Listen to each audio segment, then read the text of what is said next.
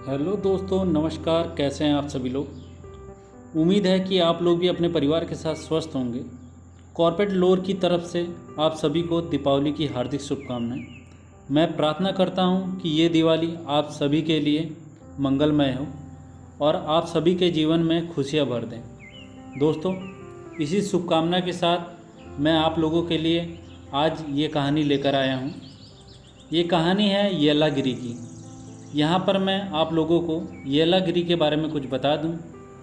येलागिरी भारत के तमिलनाडु के नवगठित तिरुपत्तूर जिले में स्थित एक हिल स्टेशन है जो समुद्र तल से 1110 मीटर की ऊंचाई पर स्थित और 30 स्क्वायर किलोमीटर में फैला है। येलागिरी हिल कभी कभी येलागिरी हिल भी कहा जाता है। बागों, गुलाब के बगीचों और हरी घाटियों से घिरा हुआ है। येलागिरी अन्नामलाई पहाड़ियों की एक शाखा है। ये कहानी है लगभग 1950 के दशक की। उस समय वहाँ के आसपास के गांवों की आर्थिक स्थिति काफ़ी ख़राब थी। खेती के सहारे ही लोगों का जीवन यापन होता था। थोड़ी बहुत आमदनी गाय भैंसों के दूध को बेचकर हो जाती थी। पहाड़ी इलाकों में उस समय गाय का महत्व बहुत ज़्यादा होता था। जिस आदमी के पास जितनी गाय होती थी उसको उतना ही समृद्ध माना जाता था। अब समझिए, अगर एक भी पालतू मवेशी को बाघ या लेपर्ड अपना शिकार बना ले तो उसके मालिक और उसके परिवार के खाने के लाले पड़ जाते थे। कितने ही गांव वालों का एक समय का भोजन दूध होता था, क्योंकि उस समय खेतों में उतना उपज नहीं होती थी। अब हुआ ये कि येलागिरी के आसपास के गांव में एक तेंदुआ पालतू मवेशियों को अपना शिकार बनाने लगा। गांव वाले जब जंगल में अपने मवेशियों को चराने जाते तो वो मवेशियों को हमला करके मार डालता। अब ये हर रोज़ की घटना हो गई। रोज़ रोज़ एक एक पशु की जान जाने लगी। शुरुआत में तो वो तेंदुआ इंसानों से डरता था। लोग जब भी उसको भगाने के लिए शोर मचाते तब वो भाग जाता था। लेकिन अब धीरे धीरे उसके अंदर से इंसानों का डर निकलने लगा। वो लोगों के सामने से ही उनके मवेशियों को मार ले जाता था, जिसके कारण अब लोगों ने जंगलों में अपने मवेशियों को चराना छोड़ दिया। वो लोग अब गांव के आसपास ही अपने मवेशियों को चराते थे। जंगली जानवरों का शिकार करना शायद उस तेंदुए के लिए संभव नहीं था, इसलिए वो अब गांव के आसपास ही मंडराने लगा। कुछ दिनों तक शांति बनी रही, लेकिन अब वो तेंदुआ कभी कभार गांव के आसपास ही मवेशियों को मारने लगा। दिन प्रतिदिन उसका दुस्साहस बढ़ता जा रहा था। दिन दोपहर में वो कभी गाय भैंसों को मार डालता तो कभी बकरियों को उठा ले जाता। एक दिन वो गांव वालों के सामने ही एक गाय पर झपट पड़ा। गांव वाले गाय को बचाने के लिए तेंदुए की ओर लपके और हो हल्ला मचाकर तेंदुए को भगाने का प्रयास करने लगे। इससे नाराज होकर तेंदुए ने गाय को छोड़ दिया और गांव वालों की तरफ ही कूद पड़ा। इससे डरकर गांव वाले वापस गांव में भाग आए। इनके लौटने के बाद वो तेंदुआ गाय को घसीटकर जंगल में चला गया। अब गांव वाले काफ़ी परेशान हो गए थे।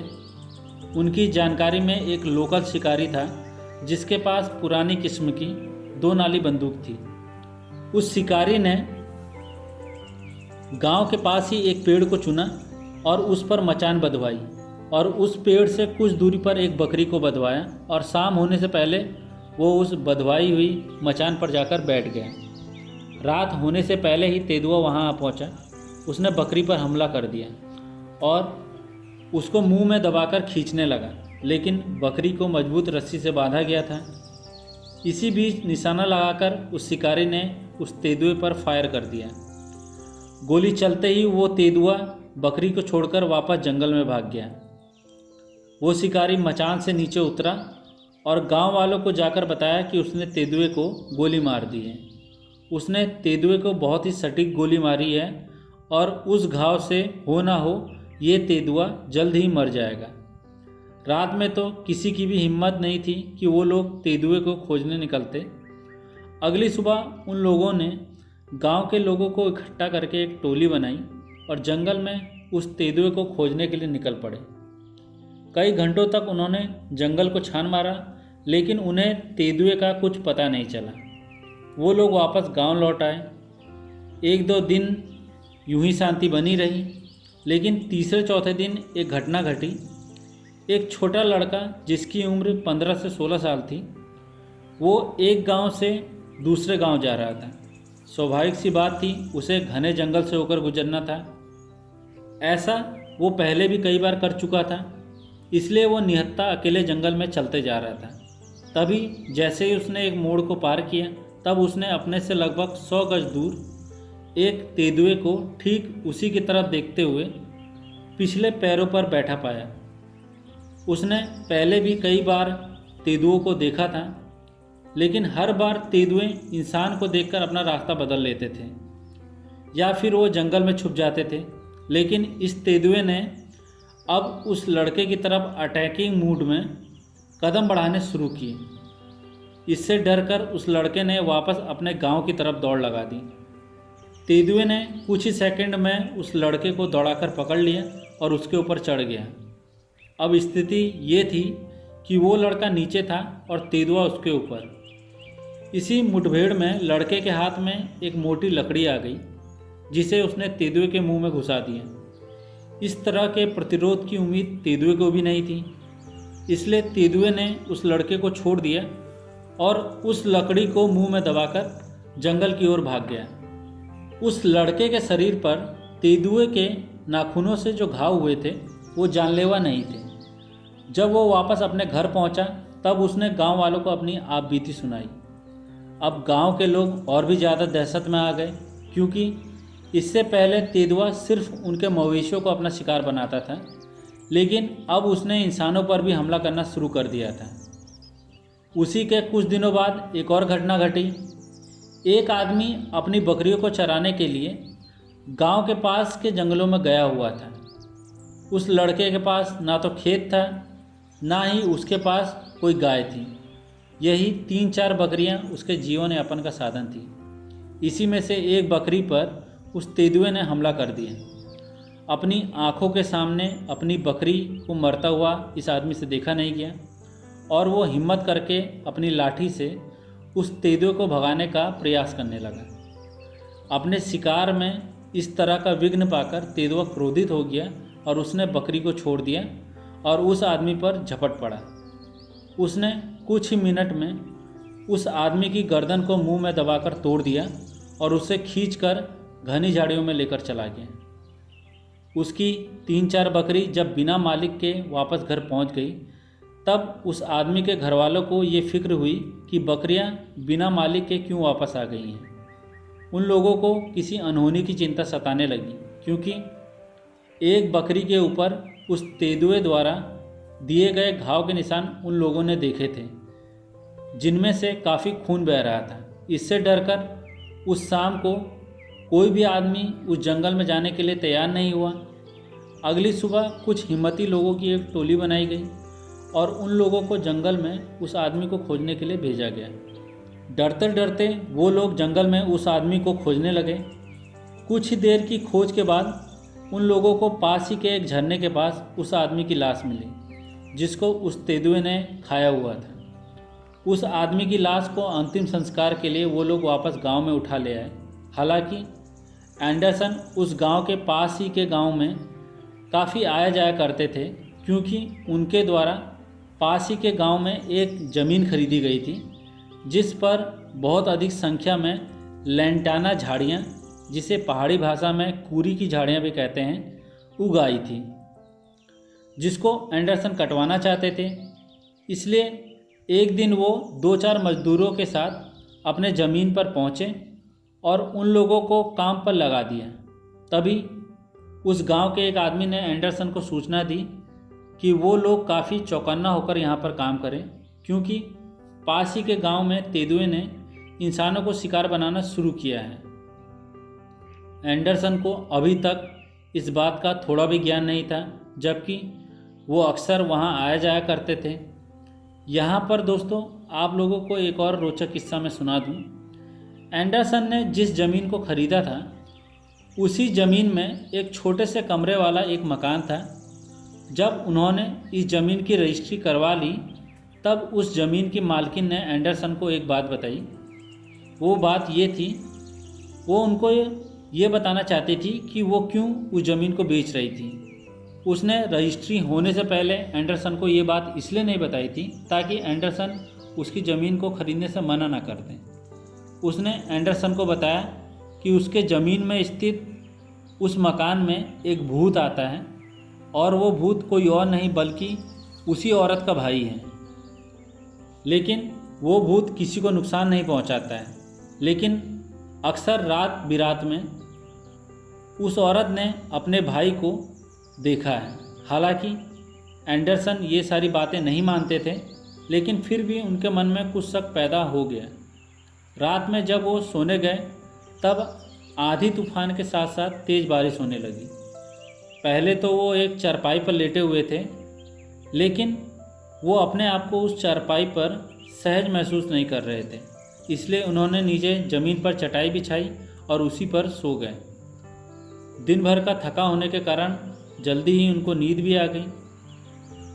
आधी रात में उनको अचानक से महसूस हुआ कि उनके सीने पर कोई चीज़ आकर बैठ गई है, जिसका वजन काफ़ी ज़्यादा है और वो उनके गले को दबाने वाली है। इससे डरकर एंडरसन झटके से उठे और अंधेरे में अपने टॉर्च को ढूंढने लगे। टॉर्च मिलते ही उन्होंने जैसे ही उसे जलाया तो उन्होंने सोचा था कि सामने उन्हें कोई आदमी या भूत दिखाई पड़ेगा, लेकिन वो देखते हैं कि एक बड़े आकार का मेंढक नीचे ज़मीन पर है। इसी मेंढक के वजह से वो डर गए थे। एंडरसन कहते हैं कि उन्होंने आकार में इतने बड़े मेंढक को आज तक नहीं देखा था। उन्होंने मेंढक को कमरे से बाहर कर दिया और फिर से नीचे ज़मीन पर ही सो गए। अगली सुबह उनके 2 आदमियों ने आकर उनको जगाया। सुबह का नाश्ता पानी करने के बाद एंडरसन उसी गांव में आ पहुँचे जहां पर तेंदुए ने 2 आदमियों को अपना शिकार बनाया था। वहां के मुखिया से उन्होंने उन दोनों घटनाओं के बारे में जानकारी ली और उस मुखिया की मदद से 3 गधों को अलग अलग जगहों पर चारे के रूप में बंधवा दिया। अगले 3 दिनों तक वो अपने बांधे गए चारों का निरीक्षण करते रहे, लेकिन उसमें से किसी भी गधे को उस तेंदुए ने नुकसान नहीं पहुंचाया था।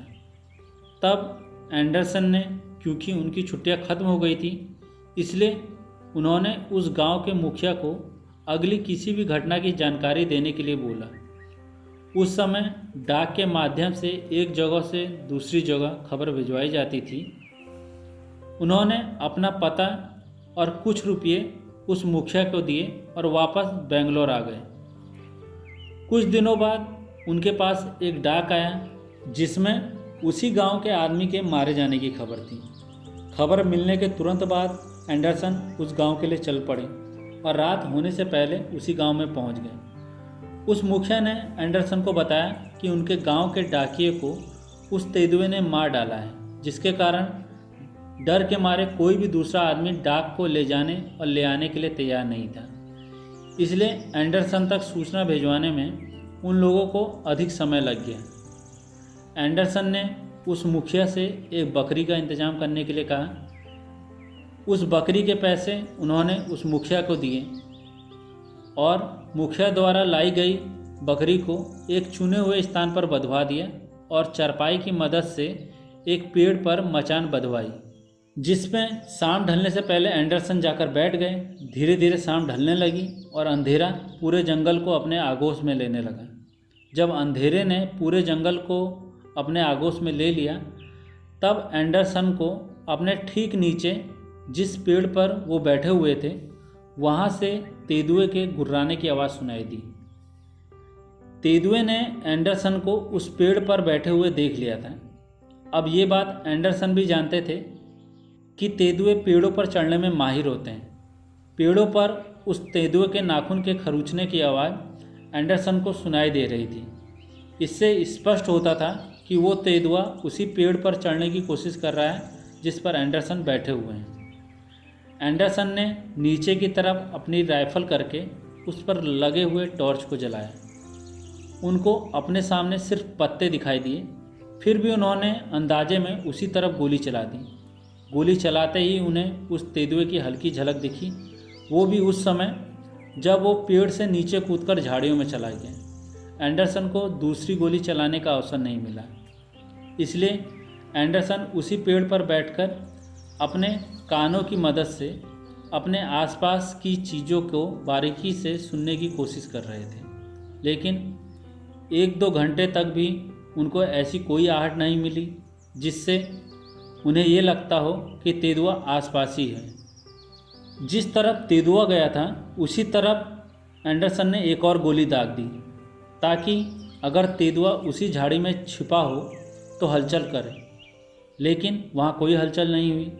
फिर भी उन्होंने इंतज़ार किया, लेकिन अभी भी उनको तेंदुए की कोई आहट नहीं मिली। वो पेड़ से नीचे उतरे और बांधी हुई बकरी को खोलकर वापस गांव में आ गए। अगले दिन एंडरसन वापस उसी पेड़ के पास पहुंचे जहां पर पिछली रात वो बैठे थे। वहां पर खून के कोई भी निशान नहीं थे, जिसका मतलब था उनके द्वारा चलाई किसी भी गोली ने उस तेंदुए को नुकसान नहीं पहुंचाया था। एंडरसन की छुट्टी भी ख़त्म हो गई थी, इसलिए वो फिर से बेंगलोर आ पहुंचे। कुछ हफ्ते बीत जाने के बाद उनको फिर से एक लड़की के मारे जाने की खबर मिली। खबर पाते ही वो तुरंत उसी गांव में आ पहुंचे। उन्होंने उस जगह का मुआयना किया जहां पर उस तेंदुए ने उस लड़की को मार डाला था। वहां पर उस लड़की के खून के सूखे धब्बे पड़े हुए थे। एंडरसन ने आज तक उस तेंदुए द्वारा जानवरों और इंसानों पर हुए हमले की जगहों का मुआयना काफ़ी बारीकी से किया। तब उन्हें रास्ते में एक ऐसी जगह मिली जहां पर झाड़ियों के अंदर एक गुफा जैसी आकृति बनी हुई थी, जिसके अंदर से लेपर्ड की गंध भी आ रही थी और पास की झाड़ियों में तेंदुए के बाल भी लगे हुए थे। एंडरसन को बताया गया था कि ये तेंदुआ वहाँ से कुछ दूर स्थित पहाड़ियों में बनी हुई गुफाओं में से किसी एक गुफा में रहता है। तब एंडरसन ने अंदाज़ा लगाया कि गांव वालों का आम रास्ता होने के कारण ये तेंदुआ अपना शिकार करने से पहले इस गुफानुमा झाड़ी में आकर बैठता है और यहीं से अपने शिकार पर नज़र रखता है और मौका पाकर अपने शिकार पर झपट पड़ता है। ये जगह उस तेंदुए के छुपने के लिए एकदम अनुकूल जगह थी। तब एंडरसन ने ये योजना बनाई कि वो पहले से ही इस जगह पर आकर बैठ जाएंगे और यहाँ बैठकर तेंदुए का इंतज़ार करेंगे। वो वापस गांव में लौट गए और गांव के मुखिया से एक बकरी का इंतज़ाम करने को कहा। शाम के समय उन्होंने और लोगों की मदद से उस बकरी को झाड़ियों के पास ही बंधवा दिया और उन्होंने उस गुफानुमा झाड़ी में जाकर अपनी पोजीशन ले ली। जिस समय बकरी को बांधा गया था तब वो कुछ देर तक बोलती रही थी, लेकिन उसके बाद वो चुप हो गई। रात होने पर वो बकरी एकदम शांत हो गई और सो गई। एंडरसन को ये अंदाज़ा नहीं था कि उनकी योजना इस तरह विफल हो जाएगी, क्योंकि बकरी के बोलने पर ही उस तेंदुए को इस बकरी के यहाँ पर होने की आहट मिलती। पूरी रात एंडरसन चौकन्ना होकर बैठे रहे, लेकिन जैसा कि उनका अंदाज़ा था, बकरी के सोने के कारण उनकी योजना विफल हो गई थी। अगली सुबह उन्होंने उस मुखिया से ऐसी बकरी ढूंढ कर लाने को कहा जो ज़्यादा आवाज़ करती हो। तब उस मुखिया ने एंडरसन को अपने साथ चलने को कहा। वो एंडरसन को पास के दूसरे गांव में ले गया। वहाँ से एंडरसन ने एक जवान बकरी को चुना जो ज़्यादा आवाज़ कर रही थी।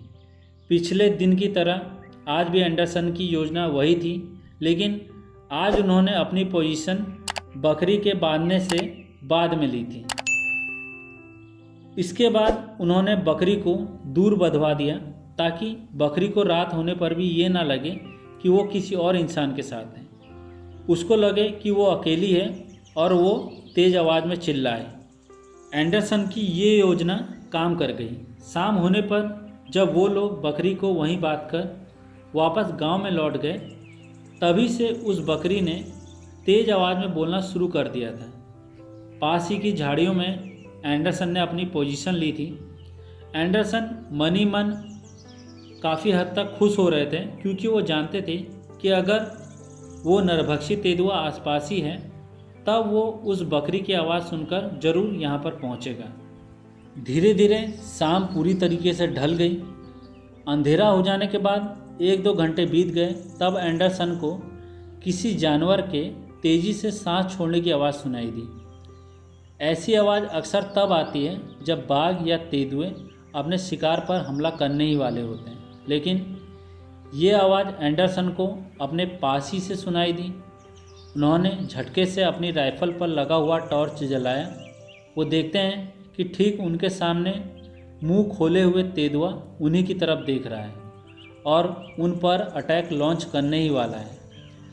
एंडरसन के पास इतना समय पर्याप्त था। उन्होंने पहली गोली उस तेंदुए के सिर पर मारी, जिसके कारण तेंदुआ पीछे की तरफ अपने दोनों पैरों पर खड़ा हो गया। अब तेंदुए के सीने पर गोली चलाने का अवसर एंडरसन को मिल गया था। दूसरी गोली उन्होंने उसके सीने में उतार दी। उसके बाद वो तेंदुआ पीछे की तरफ लुढ़कता हुआ अंधेरे में गायब हो गया। इस रोमांच की स्थिति में एंडरसन की सांसें काफ़ी ज़ोर ज़ोर से चल रही थी, जिसके कारण उन्हें आसपास की आहट भी सुनाई नहीं दे रही थी। कुछ देर बाद जब उनकी सांसें नॉर्मल हुई, तब वो ध्यान लगाकर आसपास की स्थिति का जायज़ा लेने लगे।